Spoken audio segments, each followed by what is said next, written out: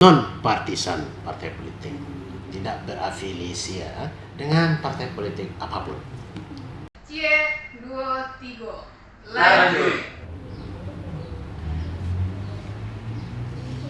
Assalamualaikum warahmatullahi wabarakatuh.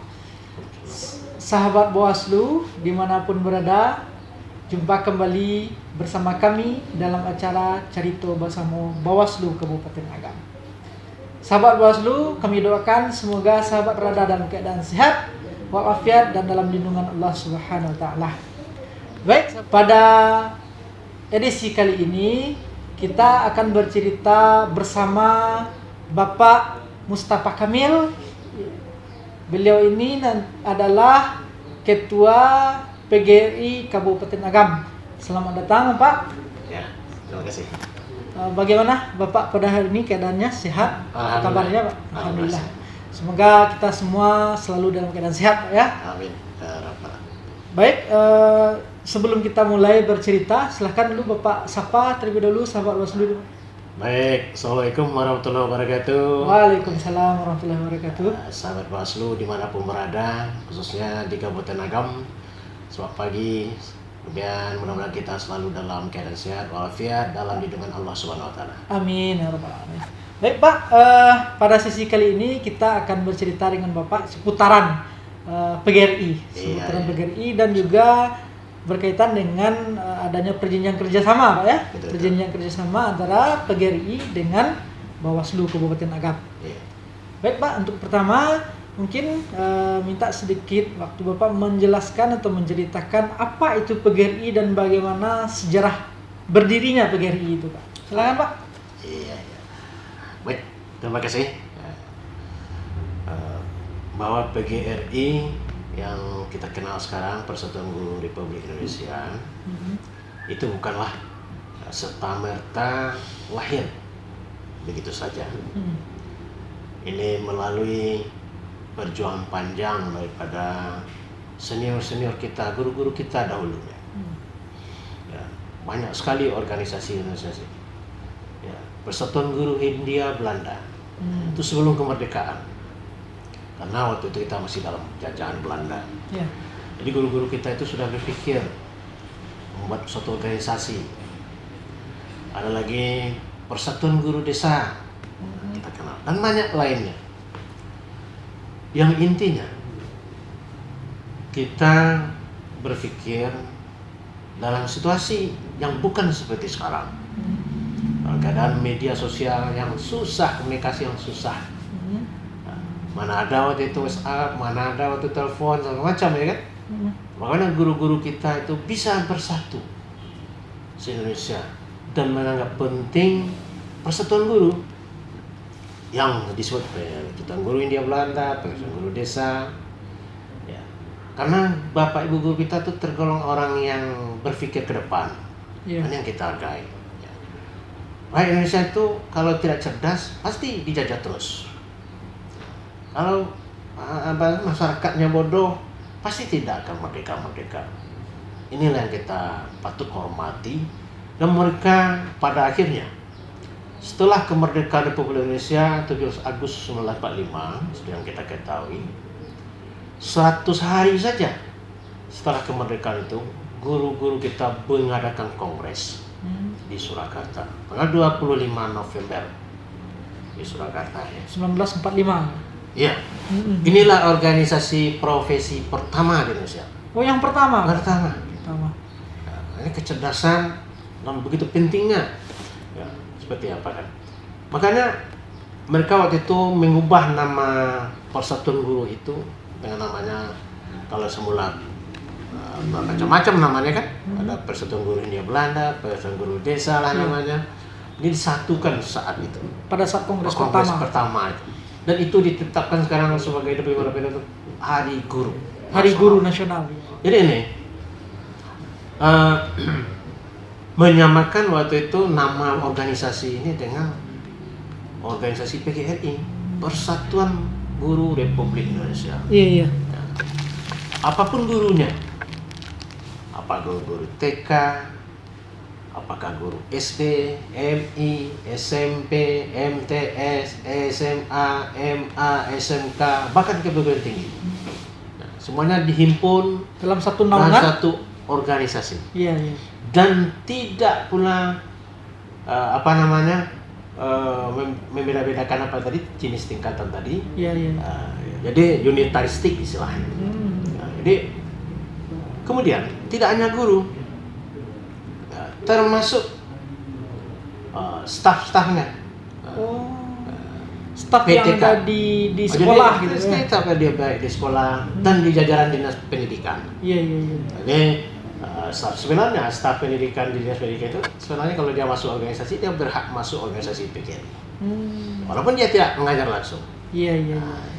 Karena dia secara administrasi mendukung pelaksanaan pendidikan. Pendidikan. Nah, itu. Jadi inilah sedikit Sejarah. Jadi sejarah ini lahirlah organisasi guru ini dengan tujuan untuk mempertahankan kemerdekaan. Walaupun kita sudah merdeka katanya 1945, kalau kita masih dipecah-pecah belah juga, tidak bersatu guru, ini bisa lagi dimasuki oleh. Buktinya memang ada agresi kedua kan? Iya, agresi 1 dan 2. Agresi 1 dan 2. Jadi inilah yang ditanamkan nilai-nilai kebangsaan. Karena itu disebut juga PGRI ini organisasi perjuangan. Iya. Ya. Kalau kita hayati waktu itu kita cerdas sekarang selama matang pasti itu dididik oleh bagaimana kecepatan daripada tokoh-tokoh pendidikan masa lalu. Apa yang penting untuk negara ini? Masyarakatnya dulu kita satukan dulu ini. Kita tanamkan nilai kebangsaan. Apalagi kita harus bersepakat Pancasila itu tidak boleh ditukar-tukar. Iya. Harus dijaga terus. Itu amanat daripada. Kemudian baru mencerdaskan Kehidupan bangsa. Jadi itu tugas utama dari PGRI. Tugas utamanya itu di samping dia juga memperjuangkan hak dan kesejahteraan anggotanya. Iya, iya. Nah, itu kan tugas secara umum yang lebih utama untuk kesejahteraan anggotanya itu tetap, ya kan. Iya. Kalau tanpa begitu, ya guru ini tentu juga dipandang sebelah mata. Nah, seperti kan kita juga sudah tahu kan bagaimana mereka perannya, baik pra kemerdekaan maupun setelah Kemerdekaan. gitu. Ya, Pak Baik, sahabat Waslu dimanapun berada, ternyata kita baru tahu juga bahwasannya PGRI ini merupakan organisasi profesi pertama di Indonesia, Pak ya. Iya, iya. Yang kongres pertamanya tanggal 25 November di Surakarta. 1945 di Surakarta. Iya. Untuk Bapak sendiri, Bapak menjabat sebagai Ketua PGRI Kabupaten Agam ini sejak kapan, Pak? Ya, saya sebagai ketua melalui konferensi kabupaten pada tahun 2018. Sebelum itu ketuanya Bapak Dr. Isra Amir. Saya waktu itu sekretaris umumnya. Dari 2018 saya menjadi ketua lagi. Oh, dulu masa jabatannya berapa Sampai lama? 5 tahun. 5 tahun? Ya. Sudah hampir. Insyaallah 2023 ini akan kita laksanakan pula konferensi kabupaten. Ya, kita serahkan kepada tenaga muda lagi. Iya, iya. Untuk kiprah bagaimana mengajak semangat dari guru-guru kita tetap komit dengan tujuan berdirinya organisasi kita ini. Ini struktur keorganisasiannya bagaimana, Pak? Dari pusat sampai ke bawah ada ya? Iya. Jadi kita hanya punya satu anggaran dasar anggaran rumah tangga. Iya. PGRI itu hanya satu, tidak beda-beda. Karena PGRI itu mulai tingkat pusat. Ketuanya itu sekarang Bu Ulfa itu dia beliau dosen. Sebelumnya juga dosen. Iya, iya. Jadi jangan dikira dosen itu bukan guru kan. Jadi dosen itu organisasi guru. Iya, iya. Jadi di pusat itu namanya pengurus besar. Pengurus besar. Pengurus besar, kemudian terdiri dari organisasi di bawahnya di provinsi-provinsi, pengurus provinsi. Pengurus provinsi namanya. Setelah itu di tiap kabupaten pengurus kabupaten. Kabupaten. Dan setiap cabang namanya pengurus cabang. Cabang ini tingkat kecamatan? Tingkat kecamatan. Oh, kecamatan. Jadi masing-masing kecamatan ada ketua PGRI cabang. Hmm. Kalau Basong kita PGRI cabang Basong. Iya, iya. Kita PGRI cabang Tanjung Raya. Iya. Gitu. Ya, kira-kira begitulah organisasinya dan strukturnya sudah ditentukan dari pusat. Struktur intinya ketua, wakil ketua, bendahara, sekretaris, gitu. Kemudian ada koordinator bidang. Baik Pak. Karena ini PGRI ini merupakan organisasi yang berdirinya sudah lama, Iya. tentu punya program-program dan kegiatan yang sudah terstruktur dan jelas gitu Pak ya. Iya. Kira-kira untuk di Kabupaten Agam sendiri selama kepemimpinan Bapak, itu apa saja program-program dan kegiatan dari PGRI ini Pak? Ya. Oh, baik. Program PGRI itu secara umum kita mengacu ke program-program nasional. Nah, ya. Apa program nasional seperti dahulu yang gencar-gencarnya baru diwujudkan tentang kurikulum 2013 misalnya. Nah, saat itu bagaimana guru supaya cepat memahami kurikulum, itu kami mengadakan seminar-seminar. Iya. Ada seminar-seminar, silakan Bapak Ibu mengikuti. Nah, jadi pemahaman informasi-informasi ini itu yang kita lakukan. Kemudian kita juga membentuk semacam mendukung program pusat di PGI pusat. Nah, apa contohnya? Pendiri cabang kabupaten itu ada kontribusi ke pusat. Nah, dari keuangan anggota, Ya. sebagian persennya kita Sumbangkan ke pusat. Karena beliau-beliau lah di pusat itu yang secara nyata dan langsung ke pemegang kebijakan. Iya. Apakah kementerian, apakah DPR RI Iya. untuk memasukkan ini. Aspirasi di bawah. Guru. Guru-guru Contoh. tingkat bawah Pak ya. Contoh sebelum lahirnya Undang-Undang Guru dan Dosen, Ya. ya, itu tidak ada istilah tunjangan-tunjangan untuk guru ini. Tidak ada. Memang gaji Gaji top. Ya. Ya, gaji top. Ya. Guru kurang, gaji penghasilan sangat rendah. Nah, ini. Iya. Kemudian melalui kebersamaan ide-ide secara tentunya ini tidak secara konstitusi ya. Iya. Secara aturan penganggaran. Ini pimpin kita ketua dalam macam itu melobi-lobi lah. Lebih ke DPR. Presiden, maka DPR, alhamdulillah kalau disetujui. Iya. Disadari oleh masyarakat, tentunya maka lahirlah bagi guru yang profesional, memenuhi kriteria tertentu, jumlah jam mengajar tertentu, berikanlah semacam tunjangan khusus. Kemudian itu punya PGRI. Iya. Apalagi untuk organisasi, bagaimana guru-guru ini dahulu sangat kurang. Di desa ada kekurangan, ini menghancur pendidikan kita, mutu pendidikan rendah. Secara pusat, maka guru-guru bersama kabupaten cabang mendata mana kebutuhan guru secara standar minimalnya kan. Contoh untuk SD itu standar minimalnya guru itu untuk sebuah SD 9 guru. Iya, minimal. 6 guru kelas, 1 guru olahraga, 1 guru agama, 1 kepala sekolah. Iya. Ada 9 minimal. Paling minimal. Kenyataannya, ini ada 3, ada yang 4. Bagaimana ini? Anak-anak kita apakah dikorbankan? Mereka didesak oleh pengurus-pengurus, disadarkan. Alhamdulillah waktu itu karena keterbatasan anggaran juga, diangkat namanya guru bantu. Guru bantu itu Guru sudah honor? punya guru honor apalah, tapi khusus punya SK dari pusat. Ya. Guru bantu ini untuk gajinya tentu belum memadai waktu itu. Beberapa tahun setelah itu komitmen dari pemerintah, guru bantu ini semuanya jadi PNS. Ya, itu dikasakan dari Perjuangan keorganisasian. Iya. Tujuannya kan untuk Kesejahteraan. mencerdaskan kehidupan bangsa Bangsa, juga, iya. sesuai tujuan lahirnya Iya. PGRI. Apalagi kita lihat aja kondisi-kondisi terakhir ini, kita lihat kan banyak guru-guru kita yang sudah honor sekian, ya pengangkatan tidak ada, ya mereka mau berhenti, kasihan dengan pendidikan. Iya. Ya, di satu sisi mereka butuh untuk biaya hidupnya, anak istrinya, berjuang mereka, maka PGRI mendorongnya. Itu yang lain salah satunya juga sekarang guru P3K istilahnya. Ya kita berharap juga guru P3K ini ya, yang sekarang intinya kalau lulus guru P3K mereka kan sudah setara dengan ASN, hanya saja tidak memiliki gaji uang pensiun. Iya. Nah, jadi kita berharap sebenarnya formasi pengangkatan guru itu pemerintah, kita berharap bagaimana itu memprioritaskan pendidikan dalam artian jangan bandingkan dengan instansi-instansi. Karena pendidikan tugas dan fungsinya tidak bisa digantikan oleh yang lain dan tidak bisa dikerjakan ditunda. Ditumpuk-tumpuk tidak bisa.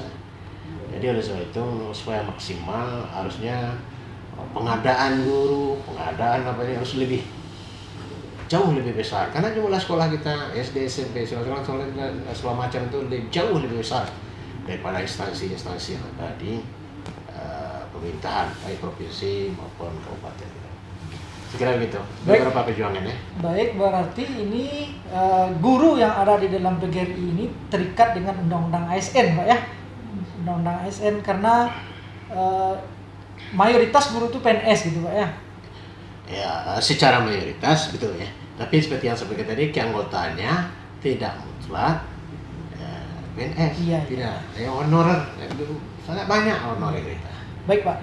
Jika dikaitkan dengan kepemiluan atau pemilihan kepala daerah, kira-kira bagaimana sikap dari anggota PGRI terhadap penyelenggaraan pemilu atau pemilihan di Kabupaten Agam?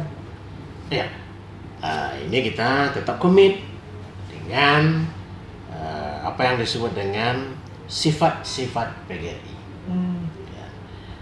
Ada 3 sifat. Yang pertama, PGRI itu unitaristik. Taristik. Jadi tidak membeda-bedakan jenis status PNS atau tidak PNS, tidak membeda-bedakan tempat tugas, gender tidak membeda-bedakan dan lain-lain. Jadi unitaristik, anggap sama. Yang kedua, independen. Kita tidak terikat dengan anggaran-anggaran pemerintah, kita tidak ada dianggarkan oleh pemerintah. Tidak. Kita beli gedung guru untuk tenaga, kita beli sendiri dengan iuran anggota, mulai dari guru TK, baik di jajaran Kemenak maupun di jajaran Departemen Pendidikan. Bersatu padu, alhamdulillah kita punya gedung guru yang cukup megah. Tinggal lagi pemanfaatannya nanti lebih optimal. Jadi independen kita, jadi kita tidak punya beban. Jadi bagaimana kita besok ini saya dukung, nggak bisa. Partai politik apapun, karena yang berisiko ini kita tidak akan neko-neko dengan partai politik apapun. Seperti itu yang ketiga tadi, non partisan partai politik, tidak berafiliasi dengan partai politik apapun. Jadi semua kita rangkul, kita murni ketujuan organisasi kita yang tadi, organisasi perjuangan, organisasi untuk mempertahankan. Jadi musuh PGRI itu adalah yang ingin menukar-nukar dasar negara, itu musuh besarnya. Yang ketiga adalah kita untuk meningkatkan kecerdasan kehidupan bangsa. Itu kesejahteraan anggota itu sampingan saja. Sampingan saja. Yang utama ini 3 gitu. Baik, jelas ya sahabat Bawaslu dimanapun berada bahwasanya sebagai anggota PGRI itu punya 3 sifat yang seperti yang disampaikan oleh Bapak tadi. Ada unitaristik, Pak ya. Satu, tanpa membeda-bedakan guru yang lainnya. Yang kedua adalah independen. Dan yang ketiga adalah non partisan terhadap partai politik manapun. Ini yang sangat perlu ditekankan oleh para guru-guru dimanapun berada. Baik, Pak, kita kaitkan dengan perjanjian kerjasama yang tadi Bapak tanda tangani dengan Bawaslu Kabupaten Agam. Kira-kira apa saja rencana program dari PGRI terhadap adanya perjanjian kerjasama tersebut, Pak? Yang pertama, di setiap kesempatan, baik dalam kegiatan kependidikan, apakah itu rapat-rapat sekolah, rapat dengan cabang, mungkin kita akan mengadakan pertemuan dengan cabang, dan kegiatan-kegiatan kelompok-kelompok belajar, GMP kah, KKG kan namanya, atau di madrasah ada pula istilahnya. Jadi ini selalu diingatkan makna daripada MOU yang saya tanda tangani tadi itu. Intinya bagaimana semua komponen khususnya anggota PGRI bisa memberikan perannya untuk mensukseskan pemilu kita ini. Jadi bisa membantu memotivasi didiknya juga yang telah memenuhi usia Yang umurnya 17 tahun. Iya, 17 tahun. Diingatkan jangan sampai apatis. Ini rugi kita. Jangan sampai golput. Jangan sampai golput. Iya. Ya, ini kesempatan menggunakan hak pilih. Iya. Jadi itu peran daripada PGRI mengusahakan nanti bagaimana guru-guru lebih aktif membangkitkan semangat gairah masyarakat kita, khususnya di organisasi kependidikan siswa lah, orang tua lah. Paling tidak di sekolah dia bisa menyampaikan tolong pesan sama orang tua ya, walaupun dia tidak memilih. Kita nih harus ini rugi. Mana tahu kehidupan lebih baik, ya kan? Iya. Dengan pilihan kamu tepat memilih mana kehidupan lebih baik. Indonesia berubah lebih maju. Satu suara itu menentukan. Ya, jadi itu sekaligus kita juga mengingatkan kawan-kawan tetaplah berjalan di dalam koridor yang telah ditetapkan ini. Iya. Jadi jangan kita ya masuk-masuklah ke wilayah partai politik tadi lah. Ini ya bukan kita PGRI buta politik, ya tidak mau berpolitik begitu. Kita harus membaca politik. Ya. Tapi seperti kata Ibn Nasir tadi ya kan, Ya. Ibn Nasir tidak mau berpolitik tidak apa-apa, tapi jangan buta politik. Iya. Nah, orang yang buta politik akan dimakan oleh Politik itu sendiri. Itu sendiri. Nah, gitu dikira. Ini cukup bagus tadi. Baik Pak. Yang terakhir dari kami, apa harapan Bapak ini terhadap penyelenggaraan pemilu tahun 2024 nantinya? Karena ini pemilu pertama di dunia Pak ya, yang diselenggarakan serentak antara presiden dan legislatif juga dengan pemilihan kepala daerahnya nanti. Apa harapan Bapak selaku ketua PGRI Kabupaten Agam? Ya, saya